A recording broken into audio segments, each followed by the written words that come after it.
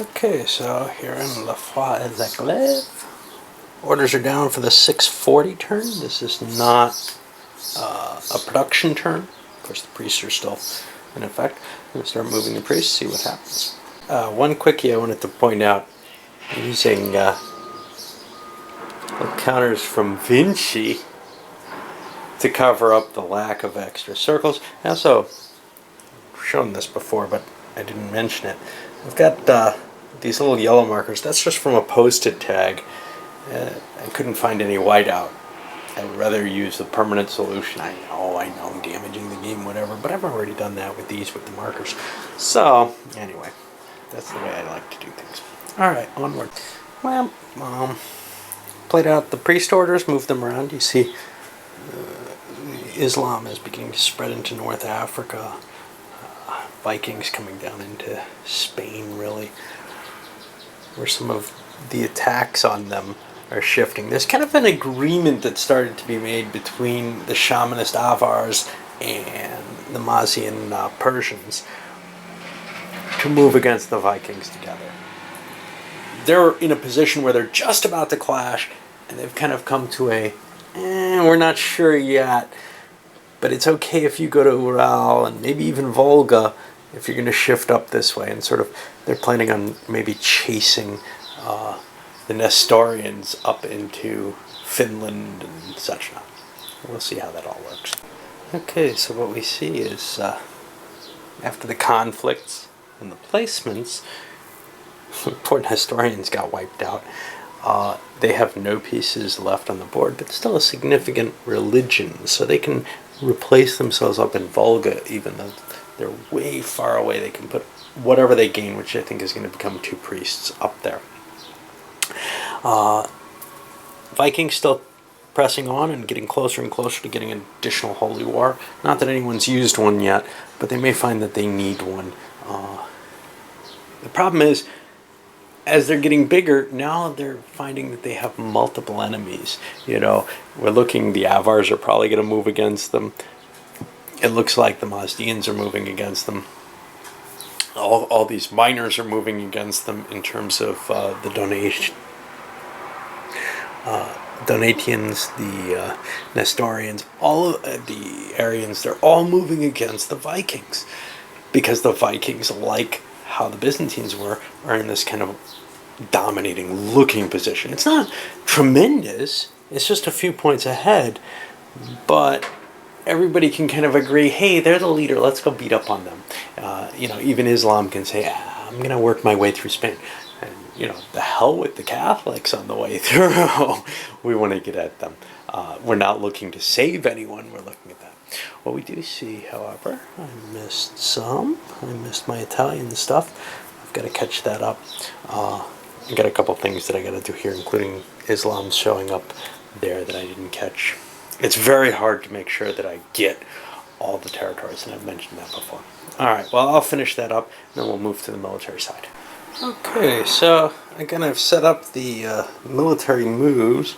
Just have to actually resolve them. And some of them are pretty simple, they're just going to happen. Let's get to one of our first conflicts, though. Right here, we've got the Franks mutually supporting each other, and the Vikings advancing from Bohemia and supporting... advancing from Saxony and supporting from Bohemia, I believe. Let's get coming down from Denmark. Now, what's key here is who owns this, and because it's a tie, and that goes Viking, and that means that the Vikings end up here, and that's very, very different from what you'll see in a regular diplomacy game. You can actually kind of engineer wins using your priests that you couldn't have just with your military very easily.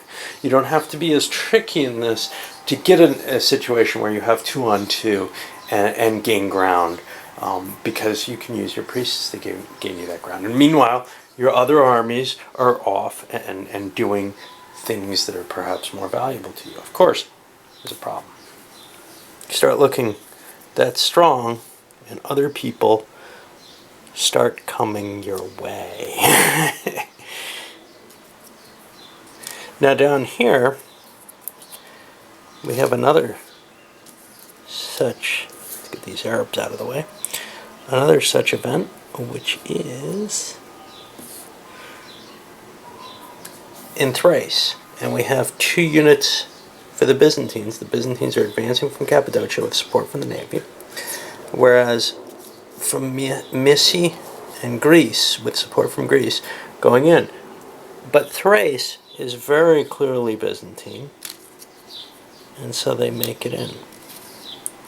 Of course, this is leaving Cappadocia open. Now, if this had been done the other way, though, this is the problem. If the Byzantines had moved the fleet in with support from Cappadocia, well, that support would have been broken by this attack, which was indeed a supported attack. So they would have lost Cappadocia anyway, but not gotten into Thrace. So they were kind of clever to make the move that they did, actually. Let's see what else we got here. This makes it into the Caucasus. This makes it back into India. And it looks like about it. Probably have a few that I missed. Got to keep an eye on that. But that's essentially the end of this turn. We've got to just go to the priest creation because this is not an adjustment turn. So this is the eventual placement, and what we're seeing, the religious map showing where we are. The pagans are almost at that 50 points to get that extra religious war, holy war. Again, though, I'm not sure how much value those are. I haven't used one yet.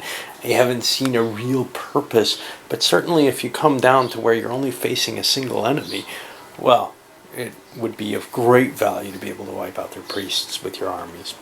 But that's the only real advantage, and right now, when you're facing multiple enemies, it doesn't seem like a useful one.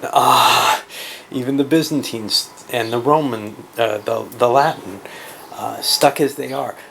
Now, I think that there's a good chance that the Catholics are going to call holy war because they have really one enemy at this point.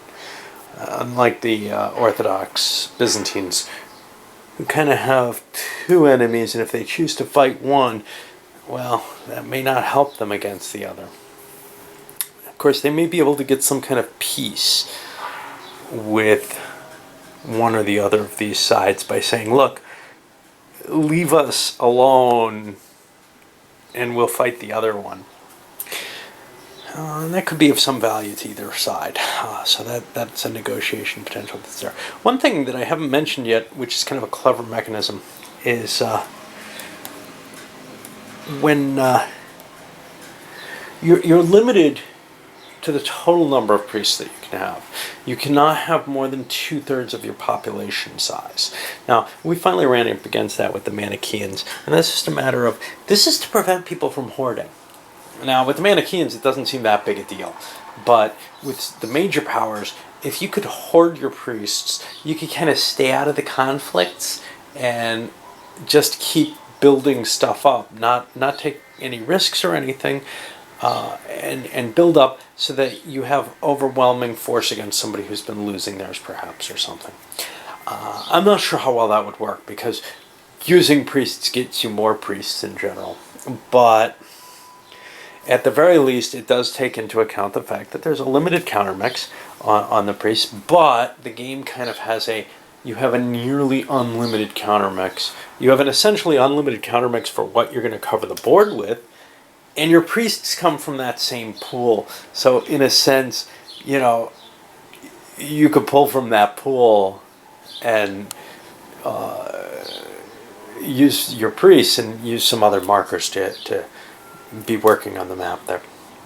So there has to be some sort of limit, and there is. There's a limit on the priests themselves. And I think the countermix is probably sufficient in that case, unlike in the circles. The circles are kind of a pain in the butt. I got these. Well. All right. I guess we're moving on then to the 650 turn, and that is going to be a production turn. Okay, so here we are in 650, and negotiations. Well, the Avar shaman player is kind of playing things close to his vest. He's not committing to anyone what's going on and leaving everyone kind of guessing. He's remained kind of open and indicated that he's going to take the Vikings on, but this turn maybe not. We've got to finish the Byzantines off to the Mazdian Persian player. To the Vikings, when they ask, well, are you attacked? No, I'm not going to attack. I'm positioning myself because you look like you're a threat overall, but, this kind of statement may be creating some questions. You may see the Vikings make some kind of aggressive moves in their own reaction. They're not, that's kind of the impression they get coming off of this is, I'm going to get stabbed, and he just doesn't want to admit to it. And let's take a look elsewhere. There were considerations of holy war, both by the Byzantines and by the Catholics, because in each case they have a fairly strong enemy, especially the Catholics with the Vikings. They really want to concentrate on them. They've continued with their toleration of Arians and Donatians, but the problem is there's still stuff that's animist that the Roman Catholics want to convert, and they can't do that if they do a holy war. I did notice one thing. Holy war is only a one-turn thing. It's not a continuing existence. You have to declare it and it lasts only one turn. So they are a fairly rare, and it's not like you declare a holy war against the Vikings and it remains in place until you rescind that, which might have been more appealing as something that they have to expend when they have things that they might want to do this turn. Otherwise, we'll wait and see. We're probably going to see the end of the Byzantines and the Catholics fairly soon, though. Both are really on rocky ground. All right, let's start moving the religious stuff. Well, I think we've come to the religious conclusion on this turn, which is one of the big mistakes. The Catholics forgot to use their Nestorians, and they were wiped out, the priests. And they have very few locations left, just 3 left. Also seeing Jews being pushed into Ionia here, and largely the Orthodox, etc., and the Monophysites just being destroyed. The Monophysites were able to keep themselves from going into a predicted by 2 people schism or heresy, and that would just be kind of that would be the end of them. It already kind of is. They've only got 4 points left. They don't produce any priests anymore. So they're pretty much dead meat sitting there. There's not much that can be done for them except if the Patriarch decides, I'm a Monophysite now. Which may not be that terrible an idea. There's not a lot left here of the Orthodox either. But clearly it's stronger than the Monophysite side of things. We also see the Catholics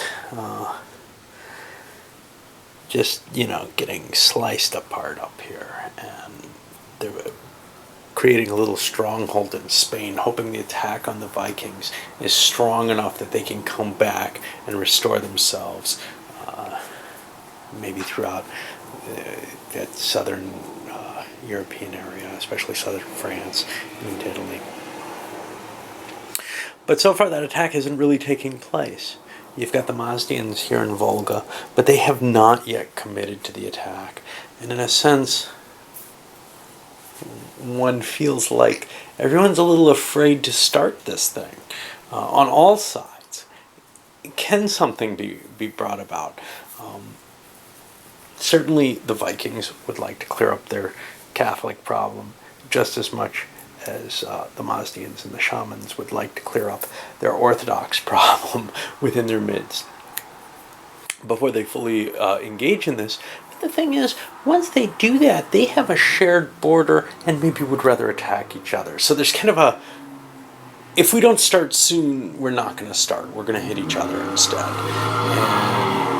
And as things are, Islam has still a pretty good route of fairly neutral stuff to march through. Of course, if the Catholics establish themselves in Spain, it won't be all that neutral anymore. I think these points are correct. Can't guarantee. As always, I do a recount because, I don't know, there's some bubble popping going on which distracted my ability to concentrate a little bit. Okay, and now I guess we go on to the military. Okay, so let's see what we have with the military phase. Some of this is just, automatically going to happen, for example, that. But we got some conflicts here. So we have a Viking fleet going into Neustri with support from here. Now, nothing's breaking that support. In fact, actually, that's got a couple of support in its way. So actually, the Franks are going to get popped out of here, and they're going to have to find some place to retreat. Meanwhile, they march into here.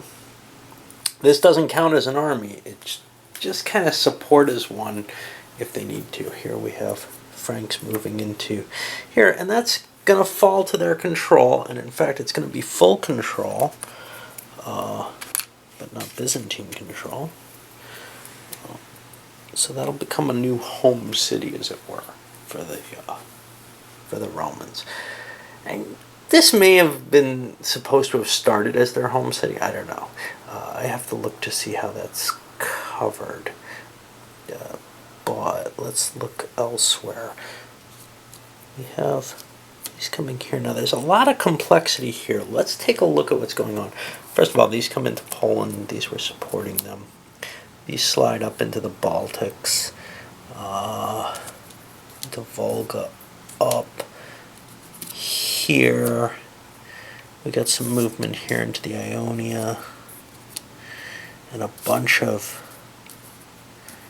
movement going on with the Arabs going west into Africa, which they're going to capture, and I'm out of green. So I'm going to need a piece for that. I'll take this one, and this is going to be a marked piece. Okay, so now let's take a look at what's happening here in Thrace, though, because we have the Avars attacking with support. On the same hand, though, we have this moving in with support from here. Now here's what happens. This support is cut. This support is cut. So each is handled as though it's an individual attack, and the Avars going into there, well, they're not going to be able to beat the Byzantines, who actually have the Patriarch here to boot. So, actually the Greek support's not cut because of that Patriarch. So, this fleet is going to go into Greece. And we're going to see the Avars driven out here. And that gets rid of their little control marker, which I can put back up here in Carpath and give Vinci back its piece. We're going to have to find a green one for the Arabs. So that's what we have there. Because this was supported, I think it doesn't get cut. Let me make sure that I'm right about that. I'll be back in a bit. No, I'm mistaken, and I think it's the same in DIP as well. I'm not going to go look that up, but this support is indeed cut by that attack, so it doesn't matter that there's support for this support. It can't provide support for this attack. So now the Byzantines are going to be attacking this at even, and the tiebreaker goes over to the Avars, so they fail. So essentially nothing happened. It stays even there. I've got to replace the cities, bring some priests on the board, and come back with the count. Okay, well, there's our final standing at the end of this. The 650 turn, we go to 660. And you can see a lot of ground's been caught up. The Islam and the Mazanian, I believe, is what they are. Can't remember. Anyway, should be somewhere up here. Mazdean. Okay. Our getting a lot of ground on where the pagans are. And neither one, all of the three big powers here, including the shaman, are kind of a little reluctant to begin this fight.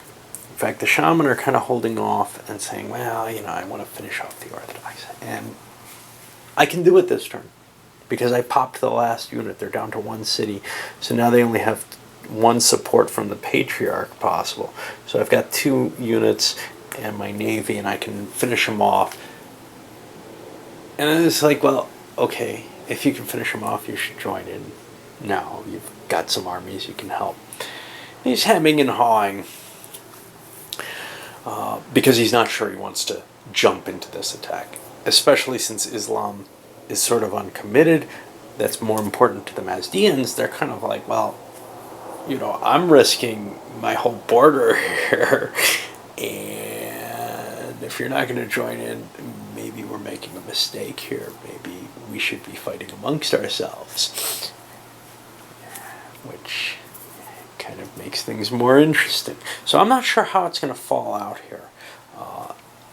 Islam's in a very powerful position in terms of being able to kind of sit back and say, okay, let's see what is happening. I've got territory to expand in still. It doesn't violate my agreements. So I'm a little freer to remain righteous than really the person with the biggest problem right now is the shaman. They kind of have to screw somebody over because they made an agreement with the Vikings early on. Now, they may not be violating that agreement at this point in the game. I'm not sure, how ironclad I ever viewed that. That was sort of an advantage early on, and I don't think that they're doing a backstab here in any sense. But if they actually moved against the Mazdians, they would be. They certainly would be stabbing them. They've come to this agreement, and I think it would be a very painful thing, which probably would make them an enemy for the rest of the game. Anyway, we see a lot of the religions are really teetering at their edge. The Monophysites are pretty much gone. Nestorians, Manichaeans, there are very, very few of their pieces anywhere. Very little to rely on. The Arians even, they've got a lot of spaces that are Aryan controlled, but a lot of Aryan markers, but their priests aren't really near some of them. They've pulled back here to try to defend that, but are again committing themselves to an advance against the Vikings. Well, we'll see how it turns out. Loading this one up.